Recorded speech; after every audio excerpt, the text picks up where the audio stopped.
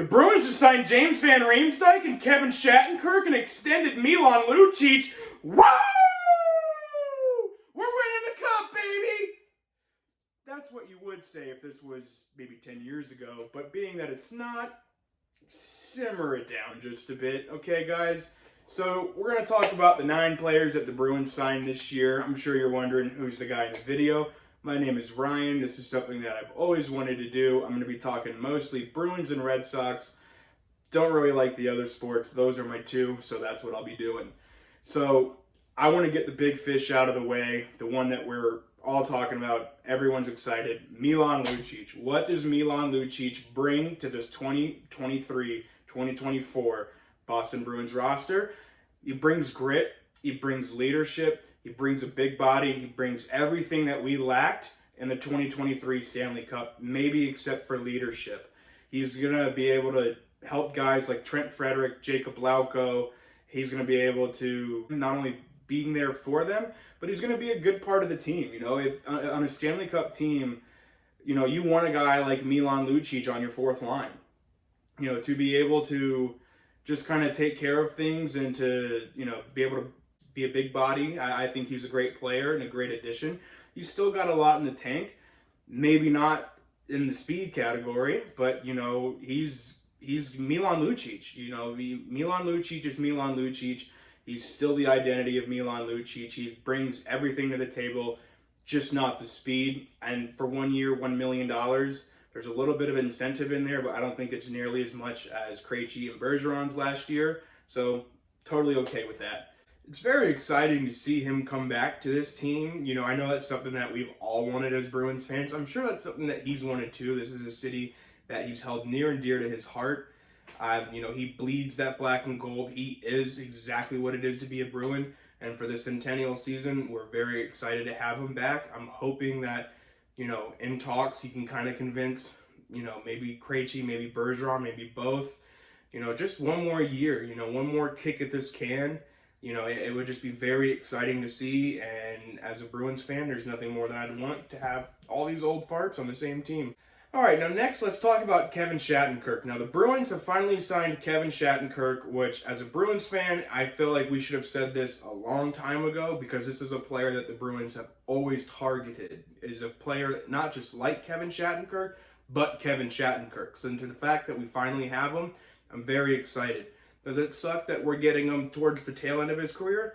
A little bit, but at 1 year, $1 million, I'm still excited to see what Kevin Shattenkirk brings to this team.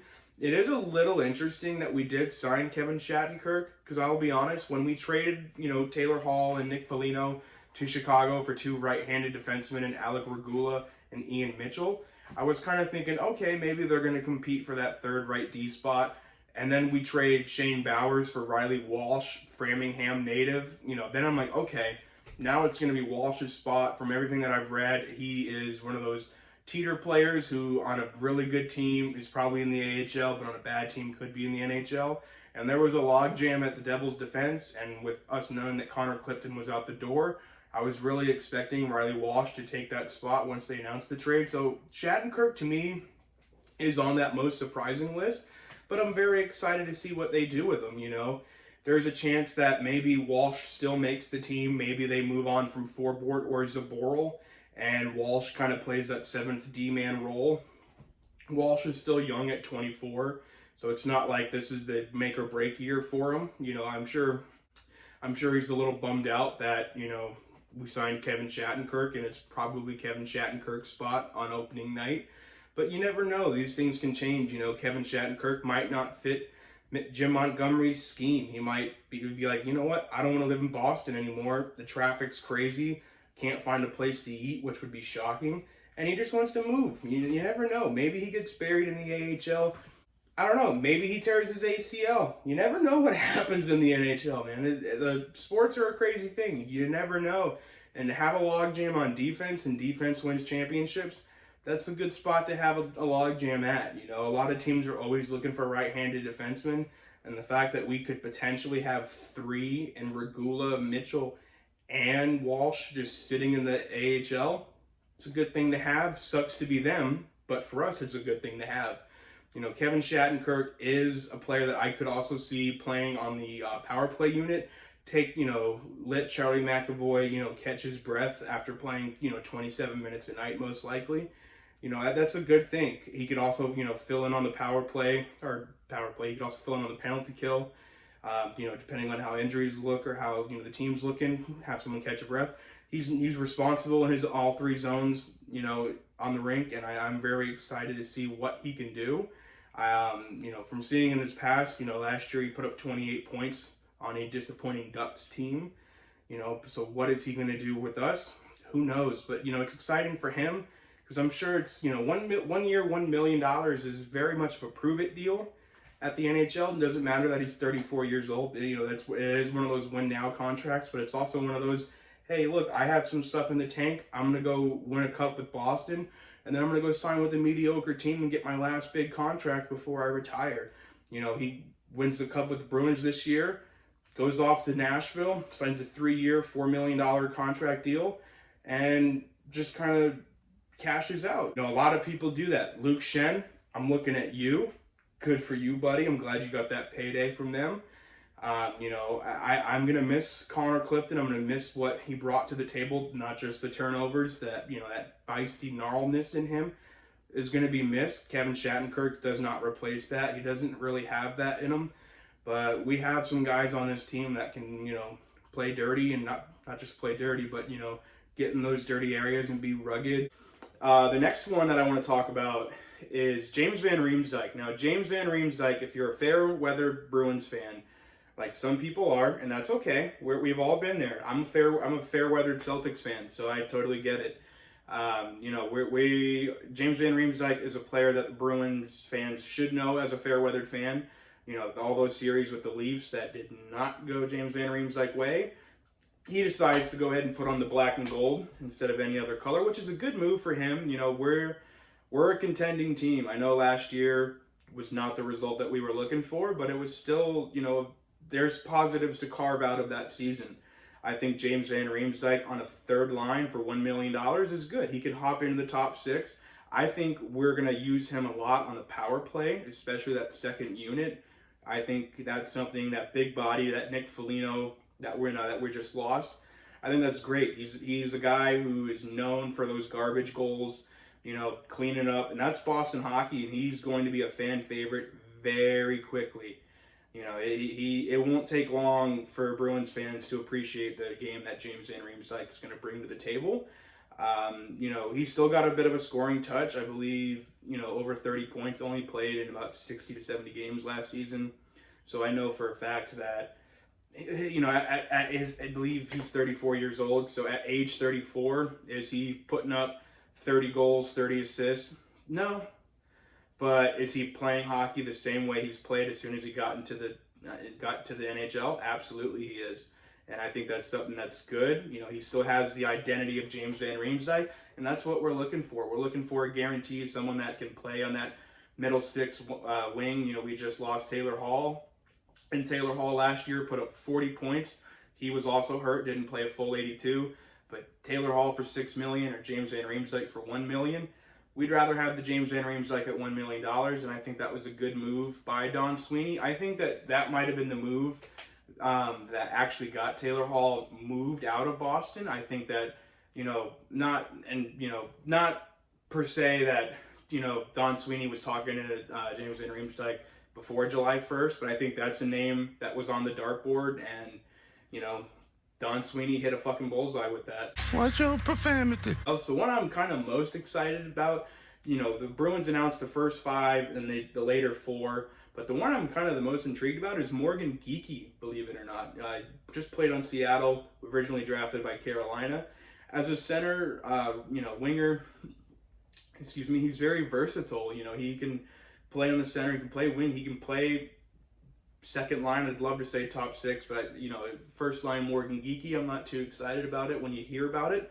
But maybe he just absolutely demolishes the Jim Montgomery scheme and he fits perfectly. You never know. And at 24, he's got a lot to learn. He's got a lot of hockey left in him. And at 2 years, $2 million, that's a very fair contract. If it doesn't work out, somebody will probably take him. It'll be, hey, let's get Morgan Geekie in a new light if we needed to. Or Morgan Geekie figures it out. All of a sudden, you know, Bergeron, for the love of God, come back. David Krejci, for the love of God, come back. But if they both don't and they walk out, Morgan Geekie has a sneaky good year, and then all of a sudden in year 2, maybe he's your second line center. Who knows? You know, he's still very young and very raw. He's got some of his game figured out. His defensive game is really nice. I think it's going to make up for the future loss of Tomas Nosek. As I know, as right now I'm recording this, he has not signed yet. But I think Morgan Geekie is a really good signing, and I think it's going to end up paying dividends for us down the road, not just this year, but looking on into next season. And I'm very excited to see what he has. You know, I think he's got a lot of good hockey left. Well, plenty of good hockey left at 24. What am I saying? You know, but as someone who could start out on the 4th line and definitely move his way on up, you know, that's something that Don Sweeney loves to get. He loves to get those players that, hey, look, we're going to start you in this role, and you can work your way on out of it. And now we have a coach in Jim Montgomery, not saying Bruce Cassidy didn't, but, you know, Jim Montgomery likes to give people chances. You know, look at Jacob Lauko and the minutes that he played last year. Some games were a little bit questionable, and then some games were like, man, we're seeing a lot of Lauko, which is a good thing. Last signing, Patrick Brown, who's, you know, Don Sweeney had to get somebody who, you know, went to BC. He was like, I got Shattenkirk, it's buy one, get one. You got Patrick Brown. I wouldn't expect too much from Patrick Brown. Not saying it's not a good signing. You know, we lost Vinny Lettieri. We're going to lose some more guys, you know, as it rolls around. Jonas Kopanen went to Pittsburgh. You know, so I think Patrick Brown is a great AHLer. You know, if we're looking for somebody experienced, we got a, you know, a big road trip coming up, and, you know, we're going to need that veteran. You know, we want that veteran call-up maybe instead of like a Merkulov, Lysell, depending on where they start in the year. Patrick Brown's your guy. And, you know, I think it's a 2-year, $875,000 deal. Not bad at all. That's not bad at all. It's not going to hurt you. We're also lost Chris Wagner. So, you know, Patty Brown, I'm okay with that.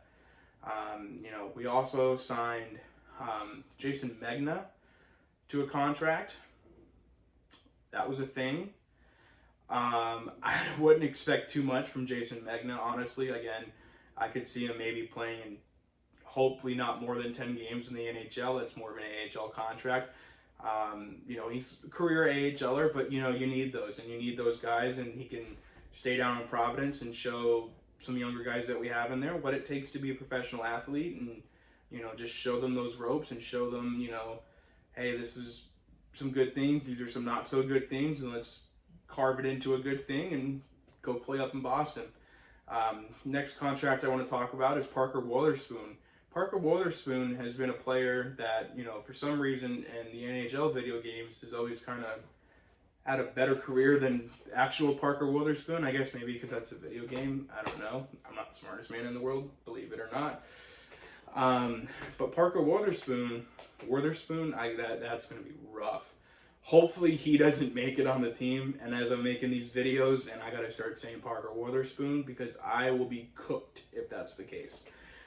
You know, more of a career AHLer, 7th D kind of guy, big body, which is kind of nice. You know, if we got a, you know, big game coming up, injuries look, you know, defense is looking a little depleted, call up Parker Wotherspoon. I'd be okay with that.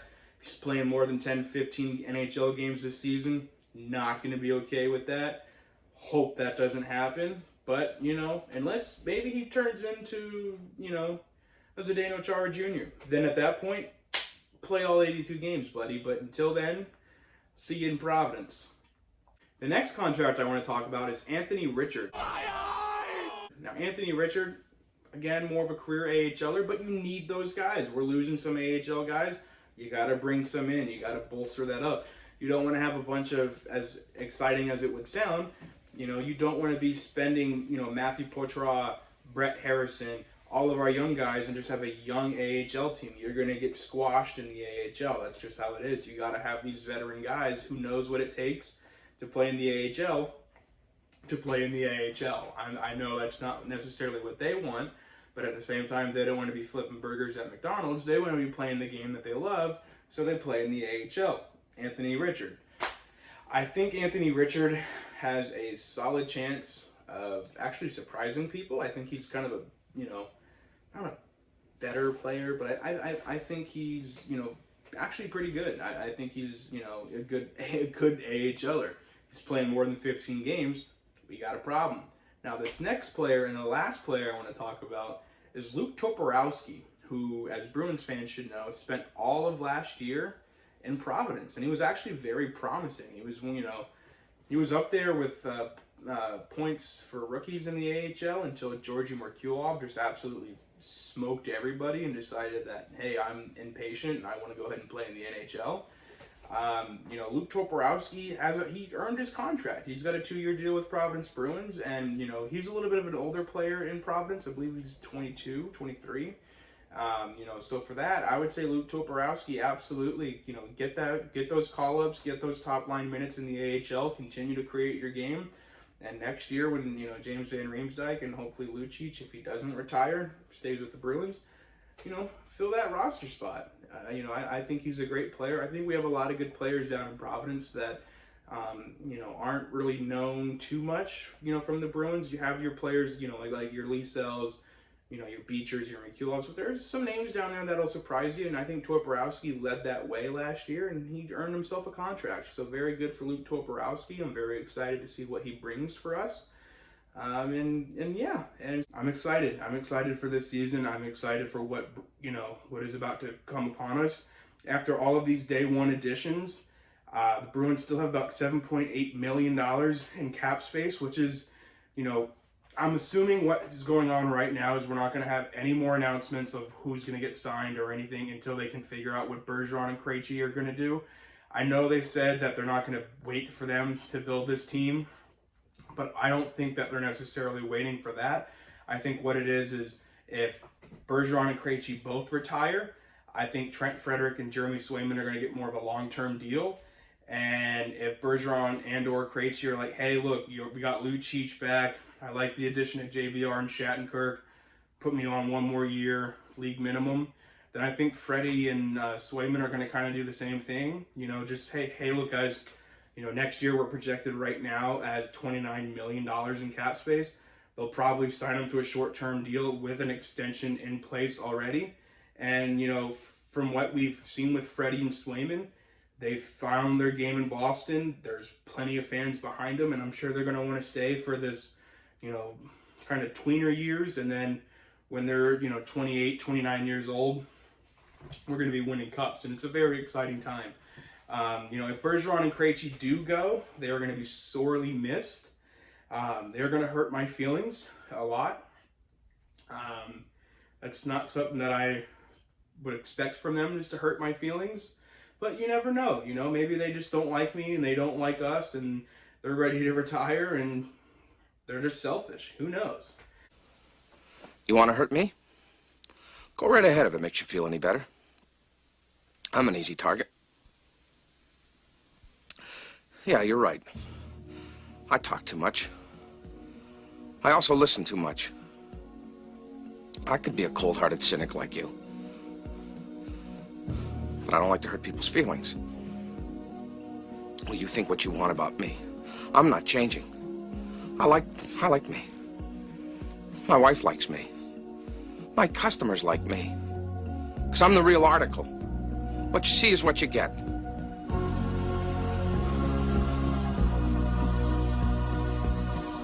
No, but, you know, if this is the end of the road for Patrice Bergeron and David Krejci, all we can do is thank them for their service. Thank you for everything that they've done for us, the amount of joy that they've brought us, everything that they've done on and off the ice for not just Boston, but all of New England and all of Bruins Nation. You know, that's something that, you know, you cannot replace the amount of time and effort that they have put in for us. All we can do is really just say thank you, thank you, thank you. And even then, that is not enough. You know, I'm excited to look and see what this team looks like in a couple weeks. I'm assuming by then we'll kind of have more of an in the know. But until then, that is going to be it for me today. I did want to tell you guys that I am going to have a Gmail as well. I am somebody who has had comment anxiety before and really wanted to say something, but didn't really want, you know, anyone else reading it or potentially getting hazed for what I said. So I'm going to go ahead and put a Gmail down below. and all you have to do is just go ahead and write and tell me what you want to say. If there's something that you want something just for myself to read, or if it's something that hey, I got a feeling about this Bruins team, but I really don't want to get hazed in the comment section, that's totally fine. I want this to be a community thing. This isn't just my channel that I'm going to be saying whatever I want to say and you guys are just going to have to listen to it. I want to be very interactive. I really want this to be a, as much content as it already comes out from what the Bruins do, and then it's just us reacting to it. At the same time, there's always time for discussion. There's always time for things that we can talk about, hockey, baseball. I'm probably going to have a baseball video coming out for the Red Sox on probably Wednesday, and I'm very excited for that. Very excited to tap into that. Kind of a mediocre start for them right now, but that's okay. They'll figure it out next year, not this year. They're not figuring out anything. But just as we end this Bruins video, I just want to say thank you guys. If you did click on this, if you could give it a like. If there's anybody that you think if you think I'm doing a good job, or as just starting out and you want to show this to somebody, please hit the share button. And if you want to go ahead and subscribe and hit that bell, so that way anytime I do post another video, you guys are notified. That would mean a lot to me. I do plan on posting a lot, so this is something that I am starting, and I am going to be starting frequently. So thank you guys very much, and hit my music.